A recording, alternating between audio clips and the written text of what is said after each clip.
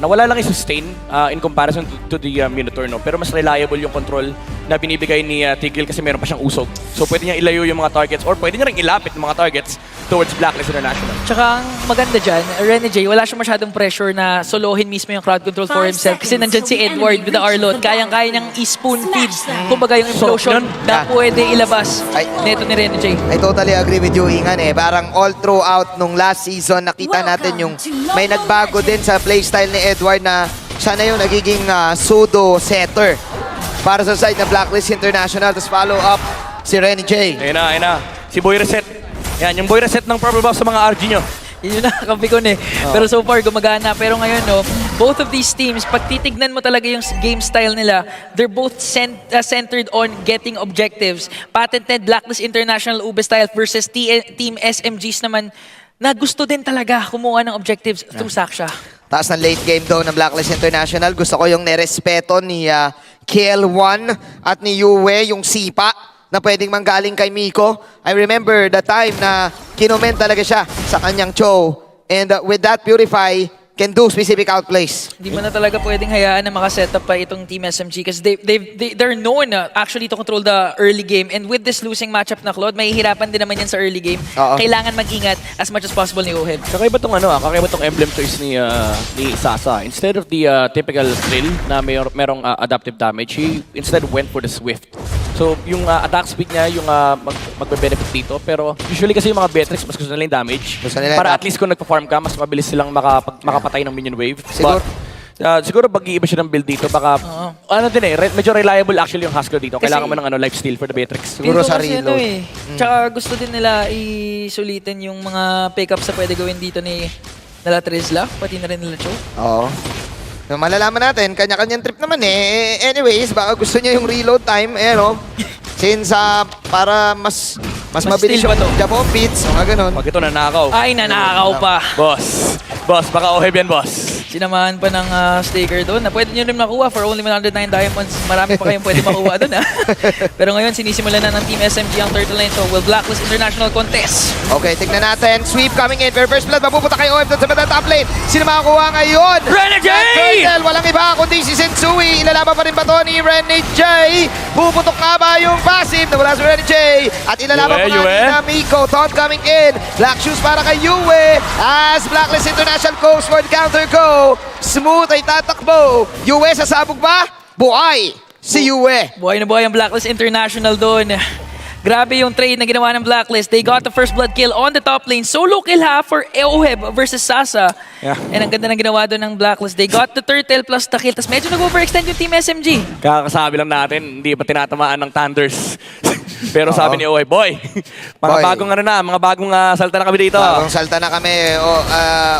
Oheb gold earned, man. Grabe, 2-3. 2-3 because of that first blood. Aga niyan, Ngayon lang ako nakakita ng Claude na lumalamang sa Beatrix. Maliban na lang pag si Babitrix yung Claude. Naka-ano rin kasi siya naka-armor boot siya Oo. So kumbaga, tsaka madali lang din iwasan yung jabong beats. Pwede niyang i-play ng play. Ang maganda kasi doon sa bagong emblem, na pwede niya spam yung BMI. Dati hindi spammable yun Ngayon, spam mo lang. Hindi siya naubusan mana kasi.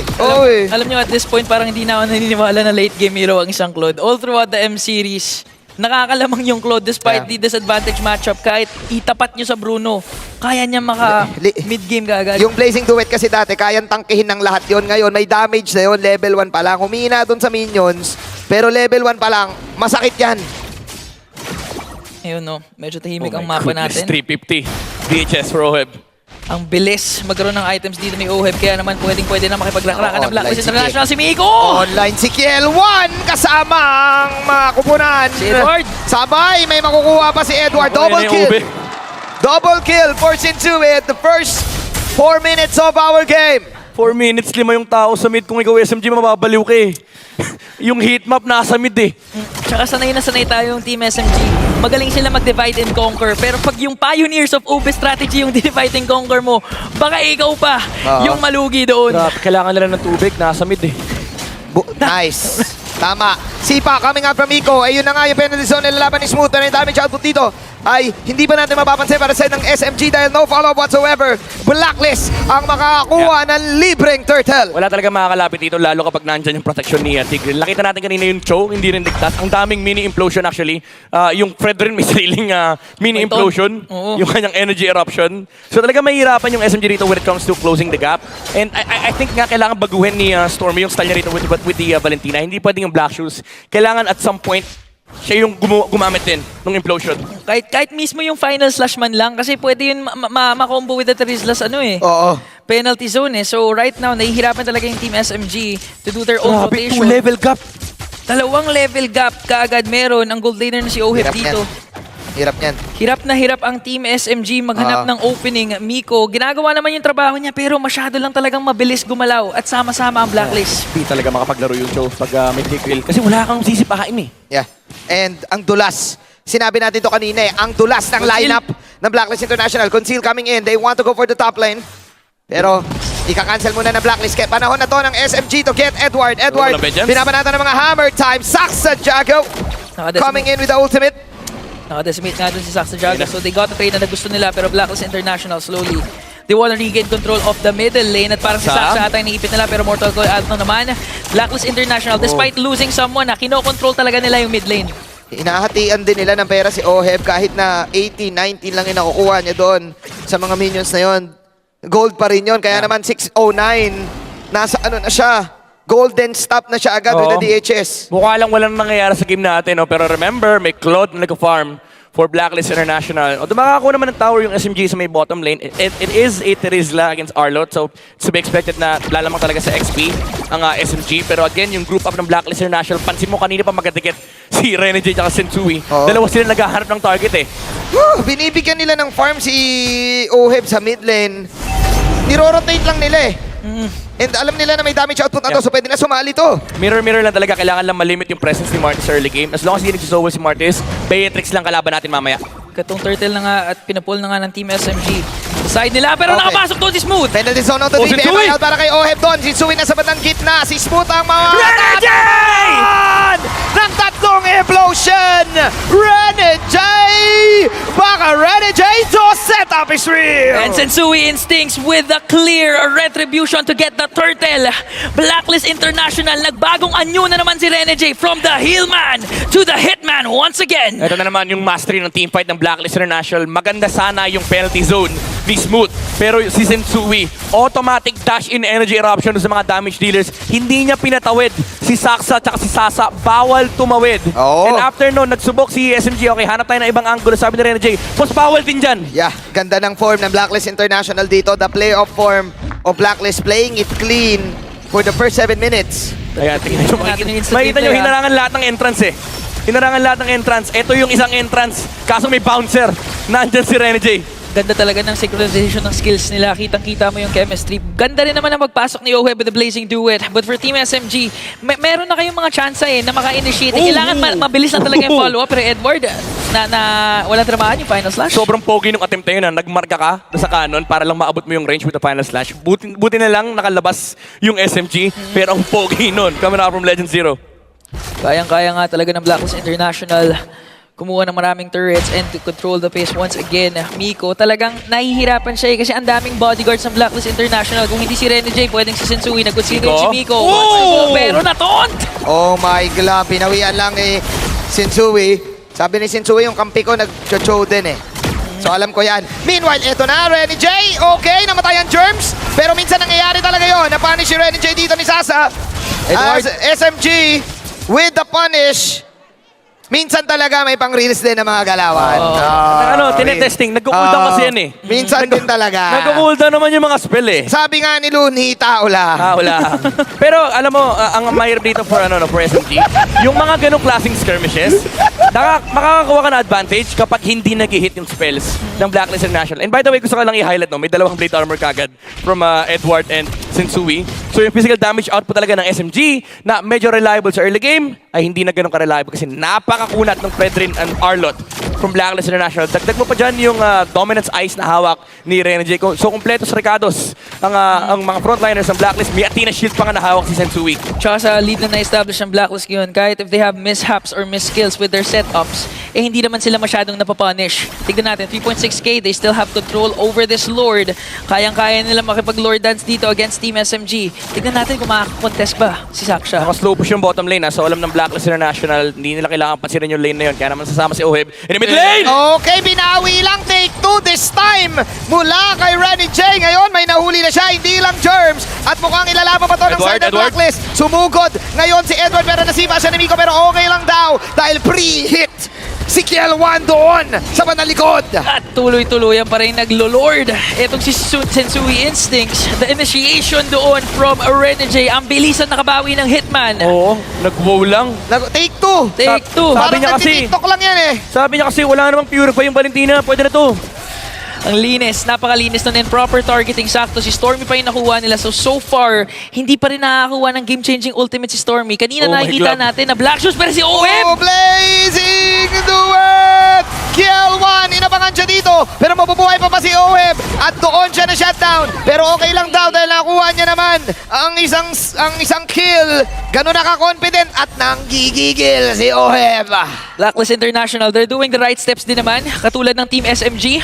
Pero for Team SMG, if umabot to ng late game, doon kasi pumapasok yung butas nila, yung problema nila eh. Closing out the games, kulang sila sa closing, kulang sila sa shot call. Go, Miko. And if you'd compare experience, medyo may kalamangan talaga yung Blacklist International. Yeah. I mean, yung mga kills sa ganun, medyo mapapakas yung kakong worth. And I feel like happy naman parehas. Pero si SMG kasi may ano to, may bawi pa rin to, may Beatrix pa rin. Oo nga, At least no? have a lot of cuts. So kailangan din mag-ingat ang Blacklist International. However, Saksa. Saksa. Pero mukhang bawi pa rin ang prayer shot. Makakapag-dodge Saksa. But then again, that's a tower. Oy, At oy, yun oy, na, oy, oy, oy, oy, oy. sinimula na. May sumpayan ah. Sinimula na ni Sensui. Finish the game muna, finish the game. Oh, yeah. Mr. Stephen. Sticker lang. Sticker lang. Relax. Sabi ni Mr. Stephen, saglit lang. Kaya rin namin pindutin to eh. Oh, ano lang, testing lang. Testing lang. Mabilis naman mo burst down ng Team SMG yung Lord doon. Pero Sensui pumasok with ito. Hindi tumama yung final slash. Masyadong makunat. Pa rin ang Blacklist International Pero kahit mali shoes. pumasok. 12 minutes, under 12 minutes pa, may pasok pa yung tower. Okay lang yan. Team SMG, successful defense pa rin. That was a level 1 Lord. They prevented inhibitor turrets taken down. Pero if gusto nyo makabawi sa Blacklist International, you have to make a play right away. 2K gold lead yung Claude over the Beatrix. Meron na rin Wind of Nature and I think Malefic Roar na yung next na item dito ni Oheb. At least gusto niya mag-Sea Halberd para lang mawala yung... well, wala namang Haslo yung Beatrix, so hindi rin worth it. So I think Malefic Roar na talaga Malefic yung na yan, susunod boss. na item ni Oheb dito. No? Yung mga makukulit na frontliners for SMG, Miko? mabilis lang matutunaw ni Oheb. Oo. Malefic na yan. Tapos switch na lang nung boots. Tsaka, No? apart from the items, so napapansin din naman natin na Team SMG, nakuha nila yung targets. Kanina nakuha nila si Oheb. It was just that kailangan umalis sila after nila makuha yung target. Because if this game or if this clash na-extend, nakakalamang pa kasi yung Blacklist International. Oh, yeah.